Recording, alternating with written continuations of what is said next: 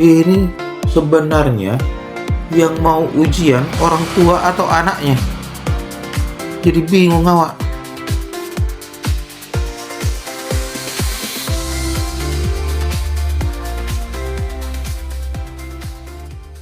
Assalamualaikum warahmatullahi wabarakatuh. Horas para ketua. Ketemu lagi sama awak Dani di channel Kacamata Publik.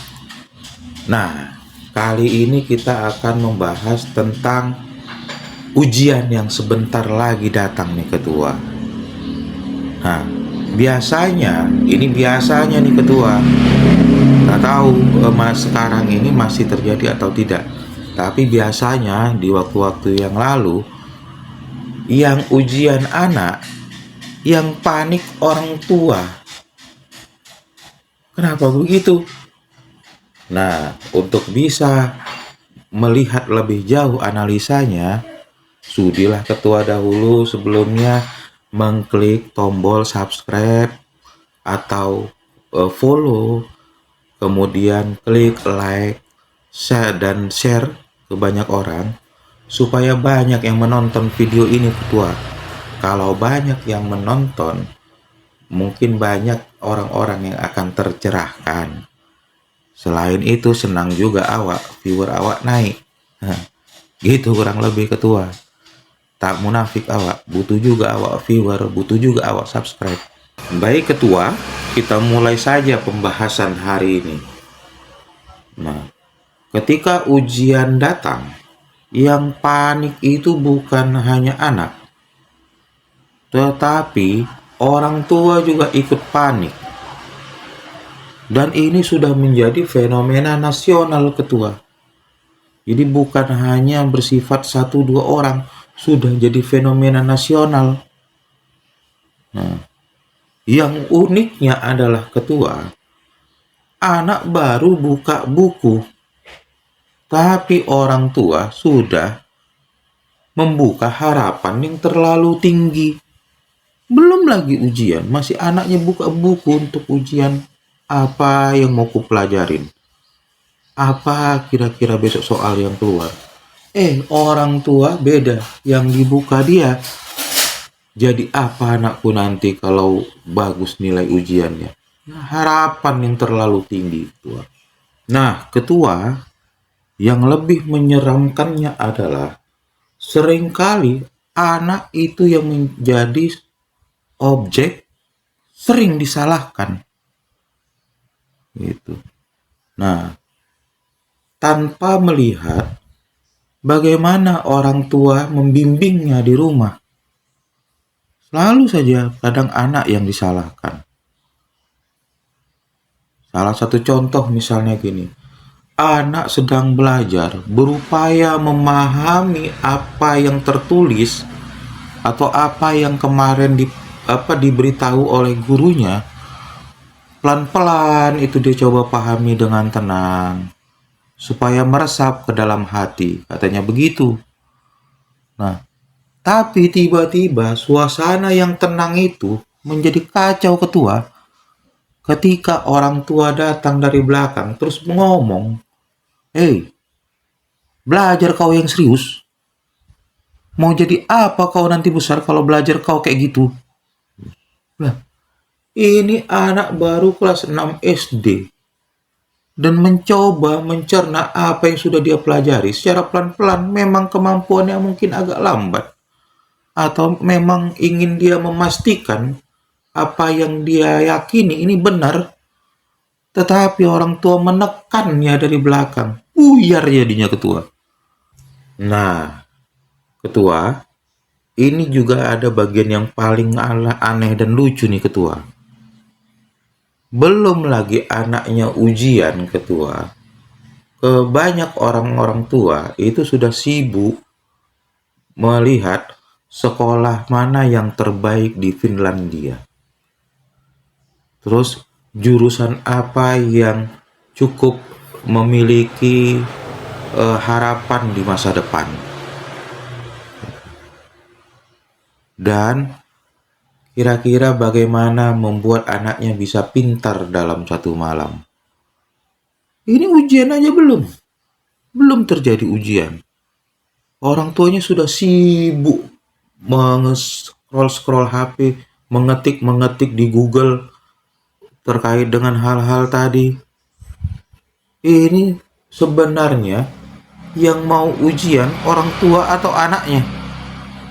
Jadi bingung awak. Nah, dan yang uniknya adalah tak pernah itu diberitahu sama anaknya. Semua dikerjakan diam-diam sama orang tuanya. Nah, tinggallah nanti ketika selesai baru dibilang, kamu sini ya, kamu gini ya, kamu gini ya. Pusing awak lihatnya ketua.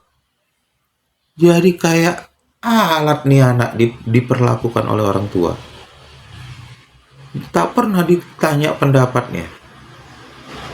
Langsung main tembak keputusan kayak gaya militer. Laksanakan segera. Ketua, kita juga sering menemukan bahwa anak itu terlihat ogah-ogahan, terlihat malas. Padahal sebenarnya dia sedang rebahan menenangkan dirinya, ketua. Coba berdamai sama dirinya. Supaya benar-benar siap dia pada saat nanti menghadapi ujian. Tak salah juga itu, secara psikologi penting itu. Tapi yang sering merusak suasana adalah munculnya orang tua dengan bahasa, "Ah, kau tuh mau ujian sebentar lagi, malas sekali kau kulihat belajar. Sana kau belajar, tidur aja kerja kau." Nah, begitu ketua. Padahal anak itu di dalam hatinya, "Mak, aku lelah. Biarkanlah dulu aku berdamai dalam pikiranku, berdamai dengan diriku, supaya siap aku ujian nanti dan bisa menghasilkan nilai yang bagus sesuai yang mak mau." Tetapi yang muncul dari mulutnya, "Iya mak, belajarlah aku sekarang. Tak usah khawatir mama, tenang aja. Nih, berangkat aku nih ya, ke kamar aku, buka buku aku. Kalau mama mau ikut mengawasi, awasi. Kalau mama tak mau ikut, pasang kamera pengawas. Biar mama tahu aku lagi belajar." Begitulah jawabannya ketua. Ini ada yang nggak sinkron nih berarti antara cara berpikir orang tua dengan cara berpikir anak zaman sekarang. Ini perlu kita bantu luruskan. Ketua, ngomong-ngomong soal ujian, selain tadi kita sudah bicara tentang orang tua dan anak, ada satu lagi yang paling penting, guru. Tak mungkin ujian itu tak ada guru, pasti ada guru kan? Nah, menjelang ujian ini guru juga kadang ikut pusing ketua. Biasanya handphone yang dia punya itu sunyi. Jarang-jarang ada orang WA. Kalaupun ada orang WA itu lagi promosi produk. Nah, tapi menjelang ujian banyak kali dia terima WA. Ada yang bilang, "Ibu, tolong bantu anakku bisa juara 1. Nanti saya siapkan apa yang ibu mau." Atau, "Ibu, kasihlah dulu kisi-kisi soal ujian nanti, biar agak mudah anak awak memahami." Gitu. Bahkan kadang yang lebih ganas lagi ketua, "Ibu bisa kasih daftar jawaban dari ujian itu, biar bisa anakku menjawabnya 100%. Karena anakku ini punya niat kali sekolah di Finlandia, dan itu ada syaratnya, harus berprestasi dia." Nah, bingung kan jadi gurunya itu. Harus dia konsentrasi pada apa yang harus dia persiapkan menjelang ujian. Bagaimana dia menghadapi murid-muridnya untuk memotivasi mereka supaya mereka siap ujian. Tapi ini udah dibombardir sama emak-emak dengan berbagai macam keinginan. Pusing dia. Mau dimatikan handphone tak enak, tak dimatikan banyak pesan masuk. Sudah harus masuk, tak dijawab, tak enak pula. Serba salah lah dia itu pokoknya. Bingung dia. Ketua, kita balik lagi ke anak. Setelah tadi kita bicara tentang guru, ini balik lagi ke anak. Karena ini tokoh sentralnya nih ketika bicara soal ujian. Jadi ketua, sebenarnya pada dasarnya anak-anak itu nggak takut ujian.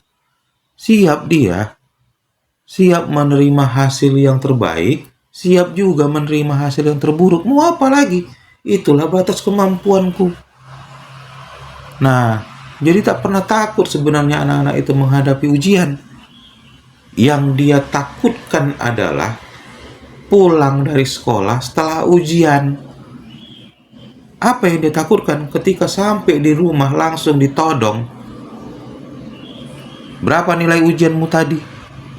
Mana? Sini, aku mau lihat. Bagus tidak? Kalau tak bagus, tak ku kasih kau makan malam hari ini ya. Nah, belajar kau lagi, biar nilaimu besok lebih bagus dari hari ini. Itulah yang dia takutkan. Tekanan dari rumah untuk menjadikan dia sebagai sosok yang perfeksionis. Padahal dia ingin jadi orang yang biasa-biasa saja. Tidak harus yang gimana-gimana begitu. Begitu ketua. Ini kadang melihatnya sedih juga kita. Padahal ya ketua, nilai itu kan cuma angka. Sepakat nggak ketua? Cuma angka kan nilai itu. Tetapi cara ngomong kita ke anak itu punya sesuatu yang gimana begitu. Ketika anak salah satu soal saja, kita ngomong, kau jawab itu aja kok tak bisa kau.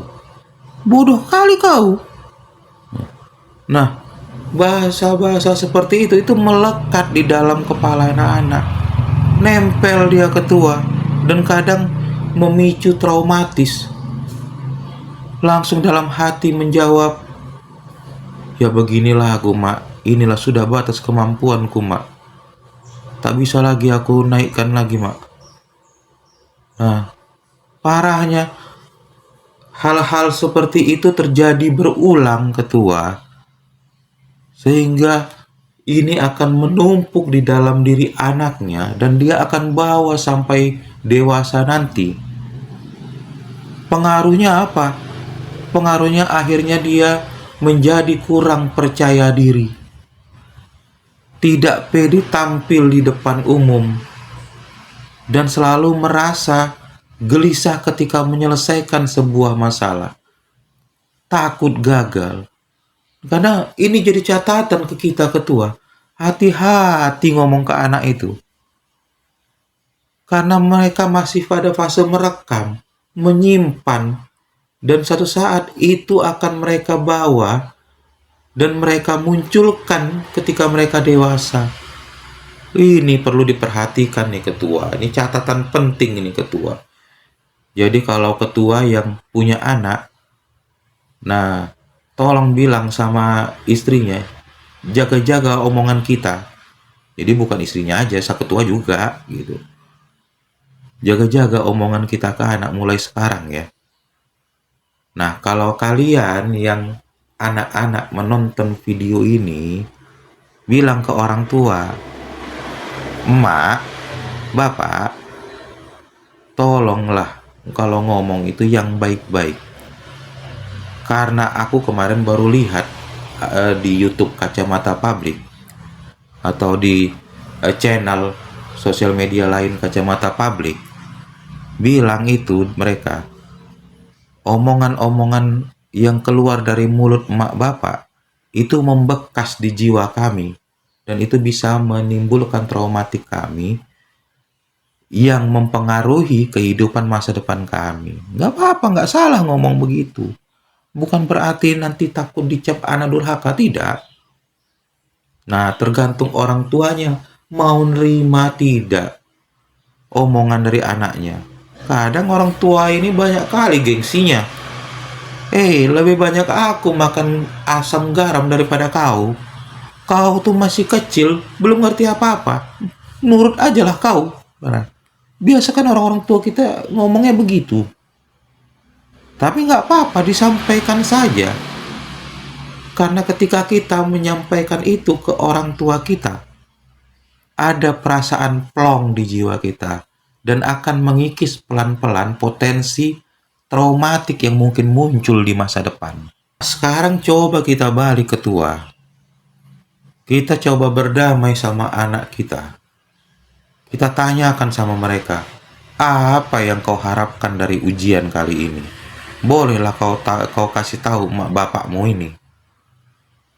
Kadang jawabannya sederhana dari mereka. Aku akan berusaha sebaik mungkin, mak, bapak. Aku akan berusaha sebaik mungkin. Tetapi apapun yang kudapatkan nanti, mau hasilnya baik, mau hasilnya buruk, itulah batas kemampuanku. Jangan marah. Terimalah aku apa adanya. Sesederhana itu, selesai. Jadi hati si anak senang, dia tidak mendapat tekanan dari orang tua. Dan orang tuanya juga tenang, menandakan bahwa anaknya baik-baik saja menjelang ujian. Tak ada gejala-gejala masalah kesehatan jiwa, kayak gelisah, cemas, gangguan tidur, makan tak teratur, dan sebagainya. Karena apa? Dua pihak ini sudah berdamai. Apapun hasilnya mereka terima. Yang penting berusaha sebaik mungkin. Nah, beda pula ceritanya, tak ada usaha mau hasil yang baik. Itu lain. Tapi kalau sudah berusaha, hasilnya juga tidak memuaskan. Ya mau gimana lagi? Terimalah apa adanya, jadikan pembelajaran. Evaluasi kembali bagian mana ya aku yang lemah. Bagaimana caraku menutupi kelemahan itu. Begitu ketua, cocok kan? Lebih damai hidup kita kan ketua? Jadi intinya ketua, ujian itu hanya 4-5 hari.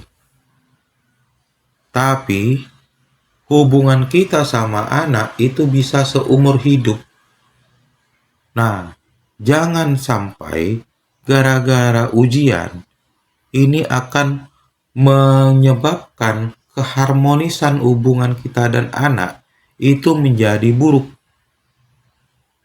Perlu juga kita ingat bahwa anak itu butuh orang tua yang hadir dalam kehidupannya, yang mampu memberi warna dan secercah harapan di masa depan.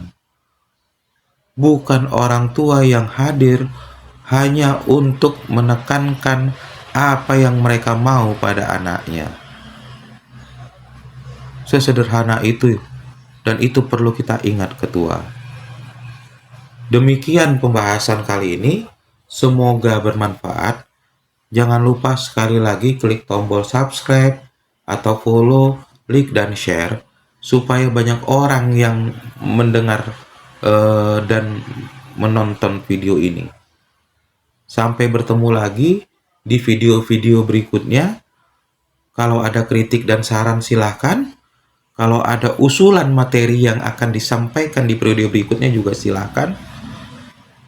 Wabillahi taufik wal hidayah. Assalamualaikum warahmatullahi wabarakatuh.